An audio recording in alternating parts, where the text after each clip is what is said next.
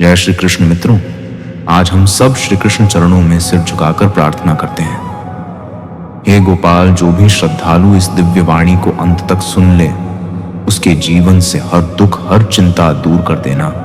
और जो भी इस संदेश को प्रेम से लाइक, शेयर और चैनल को सब्सक्राइब करे, उसके घर में अनंत कृपा की वर्षा करना। क्योंकि श्री कृष्ण कहते हैं, जहां मेरा नाम गाया जाता है वहां मैं स्वयं वास करता हूं। इसलिए कमेंट में प्रेम से लिखें, राधे कृष्णा और गीता का अमृत रस पान करें।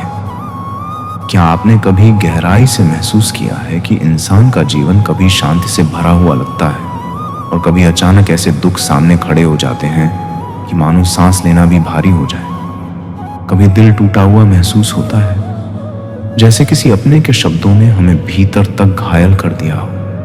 कभी घर परिवार में रिश्तों का बोझ और उनका दर्द हमें अंदर से तोड़ देता है।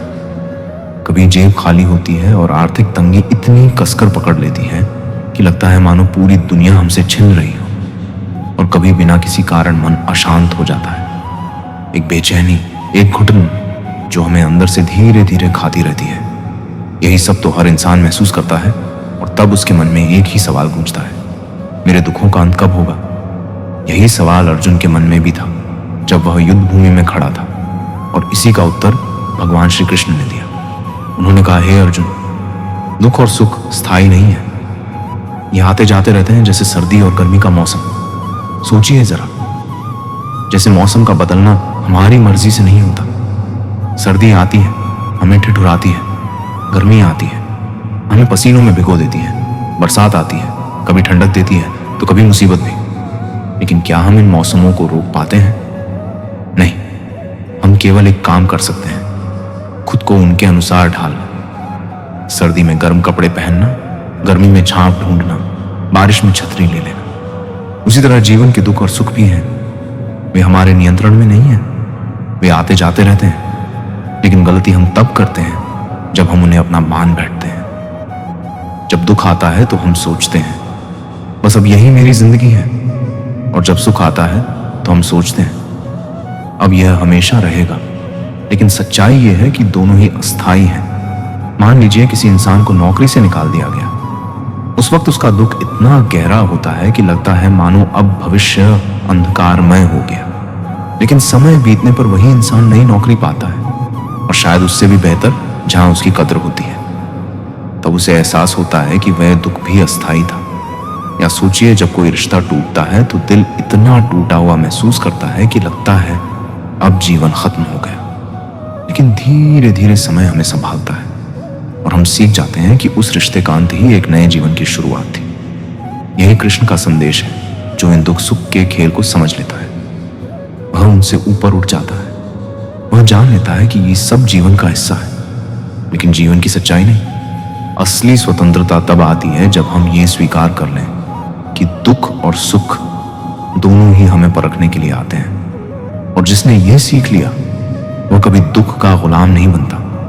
वह इंसान अडिग हो जाता है, जैसे एक पर्वत जिस पर चाहे कितनी भी आंधी आ जाए वह हिलता नहीं। श्री कृष्ण ने दुखों का अंत करने का सबसे पहला मार्ग बताया, वैराग्य और समत्व की भावना। मनुष्य का जीवन हमेशा परिस्थितियों से भरा हुआ रहता है। कभी सफलता मिलती है तो मन फूलकर अहंकार से भर जाता है, और कभी असफलता या दुख आ जाए तो वही मन टूटकर बिखर जाता है। यही उतार चढ़ाव हमारी शांति छीन लेते हैं। लेकिन श्री कृष्ण कहते हैं कि सच्ची शांति पाने के लिए सबसे आवश्यक है समत्व, यानी हर परिस्थिति में संतुलित बने रहना। यदि जीवन हमें सुख दे तो हमें यह नहीं भूलना चाहिए कि यह स्थायी नहीं है। और उसी तरह यदि दुख आए तो हमें टूटना नहीं चाहिए, क्योंकि वह भी स्थायी नहीं है। जरा सोचिए, कितनी बार ऐसा हुआ होगा कि किसी उपलब्धि के बाद हमें लगा कि अब जीवन में और क्या चाहिए, और समय बीतते ही वही सुख साधारण लगने लगा। और कितनी बार किसी बड़े दुख के समय हमें लगा कि अब जीवन खत्म हो गया, लेकिन कुछ ही समय बाद वही दर्द कम हो गया। यही सच्चाई है, सुख और दुख दोनों ही अस्थायी हैं। इसीलिए कृष्ण गीता में कहते हैं, समधक सुखम धीरम सुमृतवाय कल्पते। अर्थात जो व्यक्ति सुख तक में समान भाव रखता है वही अमर तत्व यानी सच्चे आनंद को प्राप्त करता है। अब इसे समझने के लिए एक उदाहरण लेते हैं। मान लीजिए एक किसान है, उसकी फसल खूब लहलहा रही है, वह खुश है, गर्व महसूस कर रहा है। लेकिन अचानक मौसम बदल जाता है और ओलावृष्टि से सारी फसल बर्बाद हो जाती है। इस समय अगर वह किसान टूट कर बैठ जाए, निराश हो जाए और खुद को खो दे, तो उसका दुख कई गुना बढ़ जाएगा।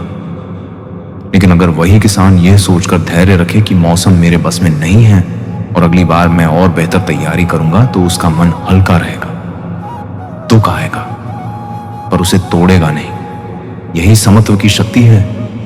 इसी तरह एक विद्यार्थी को देखिए, परीक्षा में अच्छे अंक आए तो वह इतना खुश हो जाता है कि अहंकार में डूबकर मेहनत करना ही छोड़ देता है, और यदि अंक कम आए तो वह इतना दुखी हो जाता है कि आत्मविश्वास खो देता है। दोनों ही स्थितियों में उसका मन असंतुलित हो जाता है। और यदि वही विद्यार्थी यह समझ ले कि अंक ही सब कुछ नहीं, ये सिर्फ एक परीक्षा है और मुझे निरंतर प्रयास करते रहना है, तो ना सफलता पर वह घमंड करेगा और ना असफलता पर टूटेगा। यही वह स्थिरता है जिसे कृष्ण धैर्य और समत्व कहते हैं। जीवन का रहस्य यही है कि सुख और दुख एक सिक्के के दो पहलू हैं। जैसे दिन के बाद रात आती है और रात के बाद दिन, वैसे ही सुख और दुख भी आते जाते रहते हैं। इनसे ऊपर उठकर इन दोनों को समान दृष्टि से देखना ही वैराग्य और समत्व की असली साधना है। जब इंसान यह कला सीख लेता है, जरा सोचिए, हम रोजमर्रा की जिंदगी में कितनी बार दूसरों से उम्मीदें लगा लेते हैं। जैसे कोई दोस्त हमें फोन करेगा तो हम सोचते हैं कि वह सबसे पहले हमें याद करेगा, लेकिन जब वह किसी और को ज्यादा अहमियत देता है तो भीतर से दिल टूट जाता है। यही आसक्ति है। श्री कृष्ण कहते हैं, दुख का कारण दुनिया नहीं है, दुख का कारण हमारी यही आसक्ति और अपेक्षा है। कभी आपने महसूस किया होगा कि किसी चीज से बहुत मोह हो गया। मान लीजिए आपकी कोई प्रिय किताब या मोबाइल या कोई खास वस्तु, जैसे ही वह टूट जाती है या खो जाती है, भीतर से ऐसा लगता है जैसे जिंदगी ही अधूरी हो गई हो। लेकिन सच यह है कि दुख उस वस्तु के खोने से नहीं, बल्कि हमारे मोह से पैदा होता है। इसी तरह जब हम सोचते हैं कि सब कुछ हमारे नियंत्रण में है, मैं मेहनत करूंगा तो सब वैसा ही होगा जैसा मैं चाहता हूं, तो यह भ्रम बहुत बड़ा आघात देता है। क्योंकि सच्चाई यह है कि जीवन के बहुत से पहलू हमारे हाथ में होते ही नहीं। जैसे मौसम, परिस्थितियां, दूसरों के विचार या अचानक घट जाने वाली घटनाएं। जब हकीकत सामने आती है कि कुछ भी पूरी तरह हमारे बस में नहीं, तो भीतर बेचैनी और दुख फैल जाता है। यही कारण है कि कृष्ण ने कहा, अशांतस्य कुतः सुखम, मतलब जहां मन अशांत है वहां सुख का होना असंभव है। सोचिए, अगर आपका मन हमेशा किसी बात की चिंता, किसी व्यक्ति की उम्मीद या किसी वस्तु के मोह में उलझा रहेगा, तो क्या आप कभी शांति महसूस कर पाएंगे?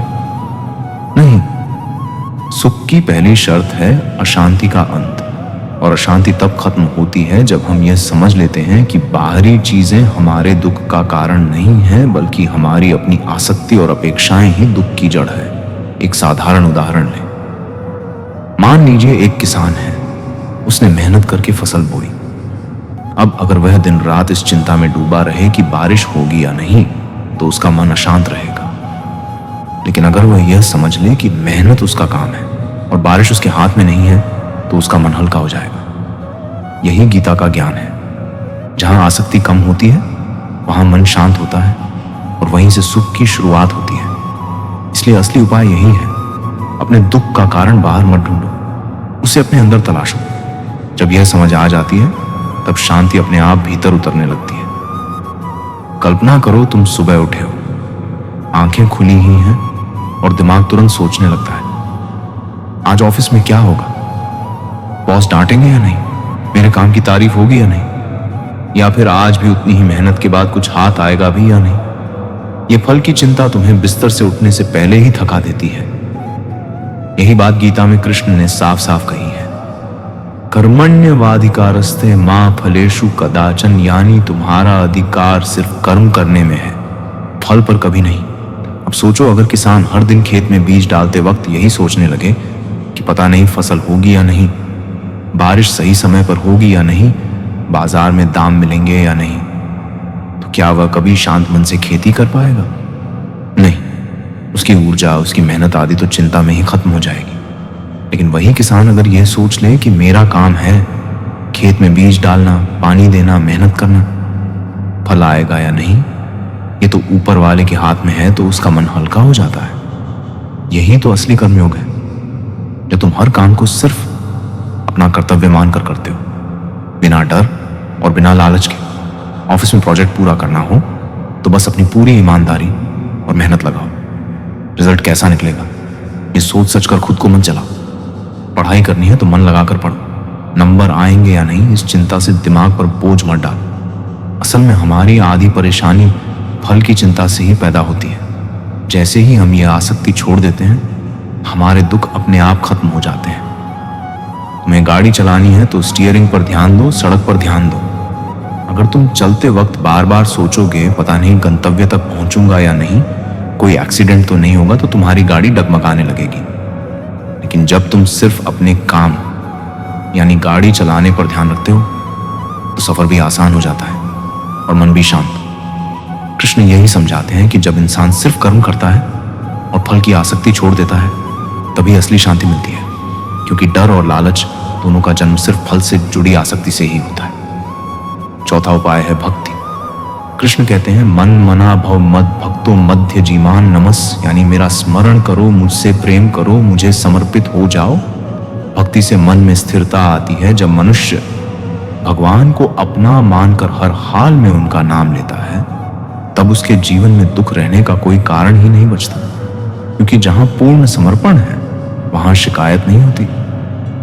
सोचिए, जब इंसान हर दुख और हर सुख को भगवान की इच्छा मान ले तब उसका मन हल्का हो जाता है। जब इंसान समझ ले कि हर परिस्थिति मुझे कुछ सिखाने आई है तब दुख भी शिक्षक बन जाता है। श्री कृष्ण ने गीता के उपदेश के अंत में यही गहन और अद्भुत वाक्य कहे, सर्वधर्मान् परित्यज मामिकं शरणं व्रज अहम तत्सर्व पापेभ्य मोक्ष्यामि मा शुच। यानी हे अर्जुन, हे मेरे प्रिय सखा, तू अब तक अपने कर्तव्यों, अपने धर्मों और उन बंधनों में उलझा रहा है जिनका अंत ही नहीं है। पर अब सब कुछ छोड़ दे, अपने मन के बोझ, अपने मोह, अपनी आसक्तियों और अपने डर को त्याग दे। बस मेरे शरण में आ जा, मैं तुझे तेरे हर दुख, तेरे हर पाप और तेरे हर बंधन से मुक्त कर दूंगा। तू केवल निश्चिंत हो जा, चिंता मत कर। यह वचन केवल अर्जुन के लिए नहीं था, बल्कि हर उस इंसान के लिए था जो अपने जीवन के संघर्षों से थक चुका है। जब इंसान चारों ओर देखता है तो उसे लगता है कि दुख बाहर से आ रहा है, कभी हालात से, कभी लोगों से, कभी पैसे की कमी से, कभी रिश्तों से। लेकिन सच्चाई ये है कि दुख बाहर से नहीं आता, दुख हमारे अंदर पैदा होता है। जब हम अपने मन को आसक्ति में बांध लेते हैं, जब हमें चीजों, रिश्तों और नतीजों से उम्मीदें होती हैं, तब दुख जन्म लेता है। सोचिए, अगर किसी को पद मिला, दौलत मिली, सम्मान मिला तो उसका मन खुशी से भर जाता है। पर जैसे ही ये चीजें छीन जाती हैं वही मन दुख से भर जाता है। असल में चीजें कभी स्थायी नहीं थी, पर हमारी आसक्ति ने हमें बांध लिया। श्री कृष्ण यही सिखा रहे हैं कि जब हम आसक्ति छोड़ देंगे तो दुख हमें छू भी नहीं पाएगा।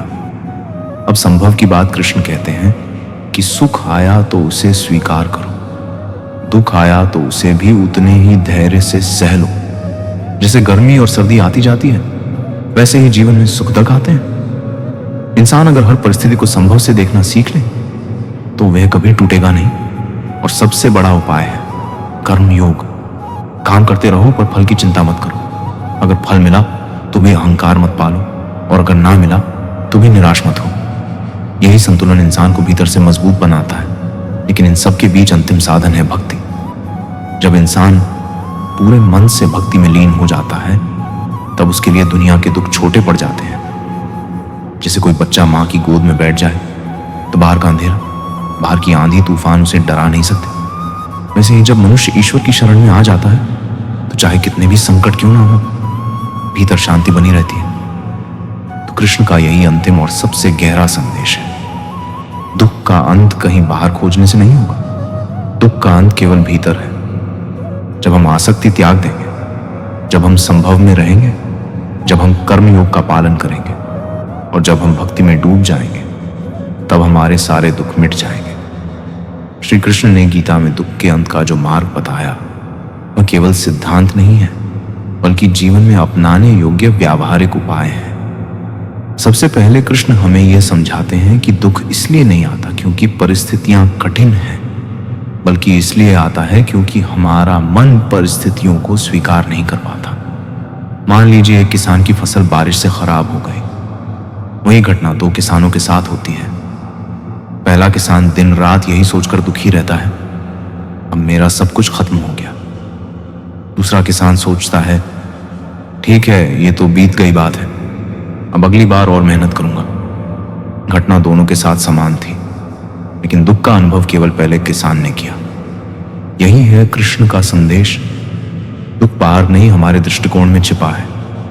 कृष्ण आगे कहते हैं कि दुखों का अंत करने के लिए हमें समत्व यानी समान दृष्टि अपनानी होगी। उदाहरण के लिए मान लीजिए किसी विद्यार्थी ने बहुत मेहनत से पढ़ाई की, लेकिन परीक्षा में नंबर कम आए।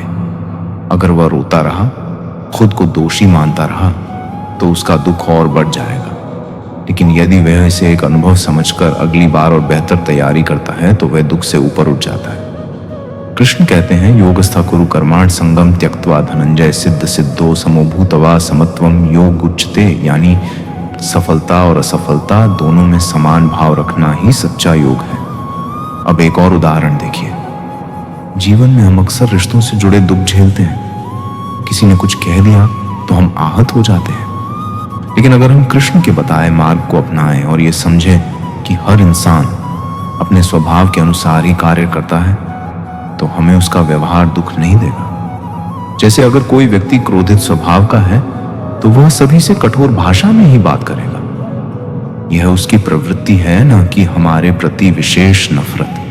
कृष्ण कहते हैं, प्रकृति क्रियमाण गुणे कर्माण सर्वशः, सभी कर्म प्रकृति के गुणों से ही संचालित होते हैं। इस सत्य को जिसने समझ लिया, उसके लिए किसी का अपमान या कटु वचन दुख का कारण नहीं बनता। इसके अलावा कृष्ण ने दुख दूर करने का सबसे बड़ा उपाय बताया, कर्म फल की आसक्ति छोड़ना।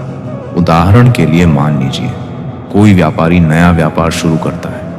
यदि वह दिन रात सिर्फ इस सोच में उलझा रहेगा कि उसे कितना लाभ मिलेगा, तो हर छोटा सा नुकसान उसे दुख देगा।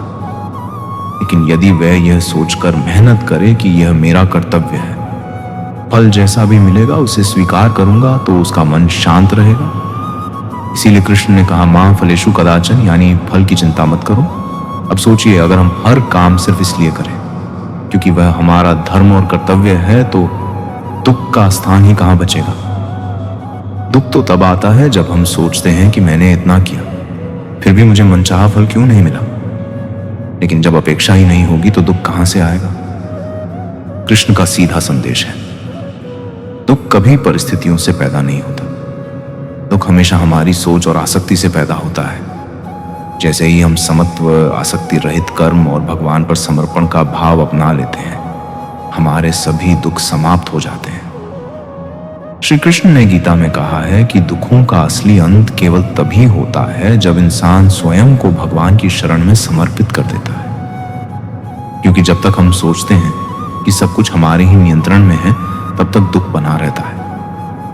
लेकिन जिस दिन हम यह स्वीकार कर लेते हैं कि हम केवल कर्म करने वाले हैं और अंतिम निर्णय ईश्वर का है, उसी दिन मन से बोझ हट जाता है। कृष्ण कहते हैं, मन मना भव मद भक्तो मद्याजिमान नमस मामे वैश्य सत्यम ते प्रतिजाने प्रयोसी में, यानी मेरा स्मरण करो, मुझसे प्रेम करो, मेरी भक्ति करो और मुझे समर्पित हो जाओ, तब तुम निश्चित रूप से मेरे पास आ जाओगे। अब इसे एक उदाहरण से समझते हैं। मान लीजिए एक नाविक समुद्र में अपनी नाव चला रहा है। लहरें बड़ी हैं, तूफान आ गया। अगर वह सोचता है कि केवल मेरी शक्ति से ही ये नाव किनारे लगेगी, तो वह भय और तनाव से भर जाएगा। लेकिन यदि वह अपनी पूरी कोशिश करता है और शेष को समुद्र के मालिक भगवान पर छोड़ देता है, तो उसका मन शांत रहेगा। यही है भक्ति और समर्पण। भक्ति का अर्थ केवल पूजा पाठ नहीं है।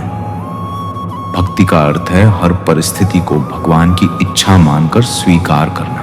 जैसे अगर कोई इंसान कठिनाई से गुजर रहा है, तो वह सोच सकता है, यह भी भगवान की योजना का हिस्सा है, शायद मुझे इससे कुछ सीखना है।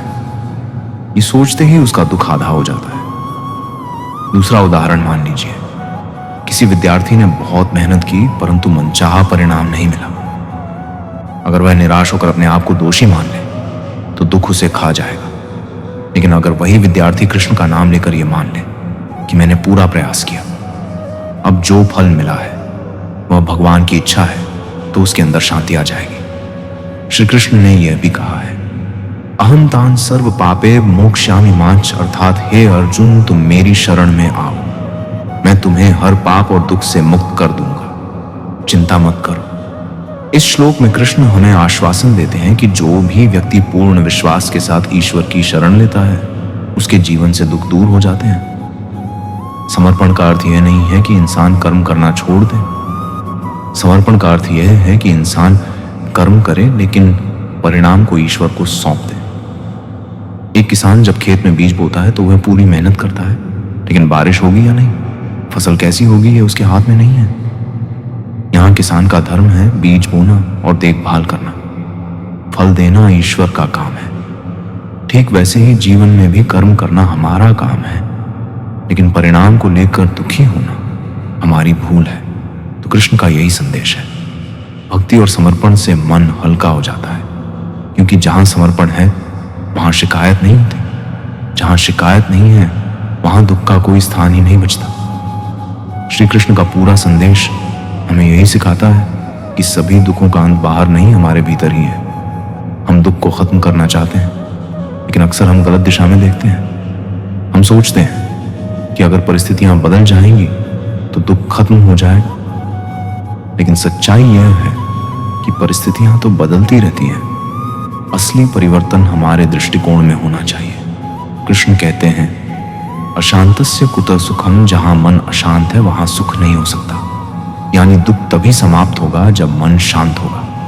अब सोचिए किसी शहर में अचानक आर्थिक मंदी आ जाती है, कई लोगों की नौकरी चली जाती है, एक व्यक्ति टूट जाता है, निराश होकर सोचता है कि अब जीवन खत्म हो गया। दूसरा व्यक्ति उसी घटना को अवसर मानता है, वह नया कौशल सीखता है और छोटा व्यवसाय शुरू करता है। घटना दोनों के साथ समान थी, लेकिन जिसने कृष्ण का दृष्टिकोण अपनाया वही दुख से ऊपर उठ गया। इसी तरह रिश्तों में भी यही सत्य है। मान लीजिए एक मित्र ने आपको धोखा दिया, स्वाभाविक है कि यह घटना दुख देगी, लेकिन यदि हम इसे जीवन का पाठ मानकर आगे बढ़ते हैं तो हम दुख से मुक्त हो जाते हैं। कृष्ण का यही उपदेश है। प्रकृति क्रियामाणी गुण कर्माण, सर्वश लोग अपने स्वभाव और प्रकृति के अनुसार ही कार्य करते हैं। अगर यह समझ आ जाए तो दूसरों के व्यवहार से मिलने वाला दुख हमें प्रभावित नहीं कर सकता। दुख के अंत का तीसरा मार्ग है कर्म योग। मान लीजिए एक डॉक्टर है, वह हर दिन सैकड़ों मरीजों का इलाज करता है। अगर वह हर बार यही सोचे कि मैंने इतनी मेहनत की फिर भी मरीज ठीक नहीं हुआ तो वह जीवन भर दुखी रहेगा। लेकिन अगर वह यह मान ले कि इलाज करना मेरा धर्म है, परिणाम देना भगवान का कार्य है, तो वह कभी दुखी नहीं होगा। और अंततः भक्ति और समर्पण। सोचिए एक बच्चा जब अपने माता पिता की गोद में बैठता है तो उसे किसी डर की चिंता नहीं होती, क्योंकि उसे विश्वास होता है कि माता पिता उसे कभी गिरने नहीं देंगे। ठीक वैसे ही जब हम जीवन को पूरी तरह भगवान को समर्पित कर देते हैं तो हमारे भीतर का भय और दुख खत्म हो जाता है। श्री कृष्ण ने स्पष्ट कहा है, सर्वधर्मान परित्यज्य मामेकम शरणम व्रज, यानी सारे आश्रय छोड़कर केवल मेरी शरण में आओ। यह शरणागत ही दुखों का अंत है। तो निष्कर्ष यही है, सभी दुखों का अंत तभी संभव है जब हम चार मार्ग अपनाएं। पहला समत्व, सुख दुख को समान भाव से देखना। दूसरा आसक्ति का त्याग, मोह और अपेक्षाओं को छोड़ना। तीसरा कर्म योग, फल की चिंता छोड़कर केवल कर्तव्य पर ध्यान देना। चौथा भक्ति और समर्पण, हर परिस्थिति को ईश्वर की इच्छा मानना। जैसे ही यह चार सिद्धांत जीवन में उतर जाते हैं, मनुष्य दुख से ऊपर उठकर शांति और आनंद का अनुभव करता है। दूसरी कहानी एक व्यापारी की। एक व्यापारी ने नया व्यापार शुरू किया। शुरुआत में उसे घाटा हुआ, परिवार वाले और समाज उसे कोसने लगे, वह टूटने लगा। लेकिन उसी समय उसने गीता में कृष्ण का यह वचन पढ़ा, समदुख सुखम धीरम सोमृतत्वाय कल्पते। जो सुख दुख में समान रहता है वही अमृतत्व प्राप्त करता है। व्यापारी ने इस उपदेश को अपना लिया। उसने हिम्मत नहीं छोड़ी और व्यापार को धैर्य से आगे बढ़ाता रहा। समय बदला और वही व्यापार सफल हो गया। इससे उसने सीखा कि असफलता स्थायी नहीं है और दुख हमेशा के लिए नहीं रहता। तीसरी कहानी एक मां की। एक मां का बेटा गंभीर बीमारी से पीड़ित था। मां दिन रात रोती थी, चिंता में डूबी रहती थी। लेकिन जब किसी संत ने उसे गीता का यह श्लोक समझाया, सर्वधर्म परित्यज मामेकम शरणं व्रज अहं तत्वा सर्व पापेभ्य मोक्षयिष्यामि मा शुच, तो उसके भीतर गहरी शांति आ गई। उसने उपचार जारी रखा, लेकिन परिणाम को भगवान पर छोड़ दिया। उसका मन हल्का हुआ और अब वह दुख से नहीं बल्कि विश्वास से भरी रहने लगी। चमत्कार यह हुआ कि उसका बेटा धीरे धीरे स्वस्थ होने लगा। यह उदाहरण दिखाता है कि समर्पण से मन का बोझ कम हो जाता है और दुख का असर घट जाता है। चौथी कहानी महाभारत का ही प्रसंग। युद्ध के मैदान में जब अर्जुन निराश होकर गांडीव रख देता है और कहता है मैं नहीं लड़ूंगा। समय बताते बहुत लोग हैं, पर समय पर काम आने वाले बहुत ही कम। अपनी किस्मत को कभी दोष मत देना। आप इंसान बनकर पैदा हुए हैं, ये किस्मत से कम नहीं है। काश लोग समझ जाए कि रिश्ते एक दूसरे का ख्याल रखने के लिए बनाए जाते हैं, एक दूसरे का इस्तेमाल करने के लिए नहीं। जो कदर नहीं करते हैं उनके लिए लोग रोते हैं, और जो हर किसी का कद्र करते हैं उन्हें लोग अक्सर रुलाते हैं। ये दुनिया वाले भी अजीब है।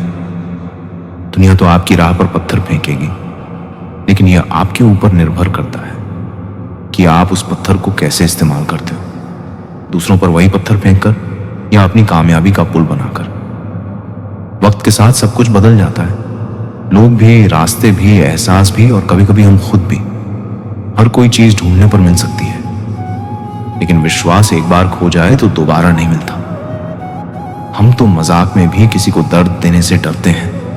ना जाने लोग कैसे सोच समझकर दिलों से खेल जाते हैं। जिंदगी आखिरकार रुला ही देती है। फिर चाहे हम माँ बाप के कितने लाडले क्यों ना हो, किसी से प्यार करो तो बेशक करो, बस उम्मीद मत रखो, क्योंकि तकलीफ प्यार करने से नहीं उम्मीद रखने से होती है। ये रात भी पूछती है अक्सर मुझसे कि कब गुजारोगे यूं ही जिंदगी अंधेरों के सहारे। सच कहा था किसी ने, अकेले जीना सीख लो। लोग कितने भी अच्छे क्यों ना हो, साथ छोड़ ही जाते हैं। बुरे वक्त में भी किसी से कोई उम्मीद मत रखो, क्योंकि समझौते शेर को भी कुत्ता बना देते हैं। अपनों पर भी उतना ही विश्वास रखो जितनी दवाइयों पर करते हैं। बेशक कड़वे होंगे, पर आपके फायदे के लिए होंगे। इंतजार करने वालों को उतना ही मिलता है जितना कोशिश करने वाले अपने रास्ते में छोड़ जाया करते हैं।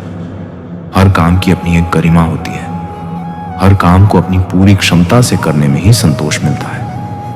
हर एक चीज में खूबसूरती होती है, लेकिन हर कोई उसे देख नहीं सकता। दौड़ने दो खुले मैदानों में इन अन्य कदमों को। जिंदगी बहुत तेज भागती है। बचपन गुजर जाने के बाद 2 पल की जिंदगी है। इसे जीने के 2 वसूल बना लो। रहो तो फूल की तरह और बिखरो तो खुशबू की तरह। पेड़ की शाखा पर बैठा पंछी कभी डाल हिलने पर नहीं घबराता है, क्योंकि पंछी डाल पर नहीं अपने पंखों पर भरोसा करता है। गुरु और सड़क दोनों एक समान होता है।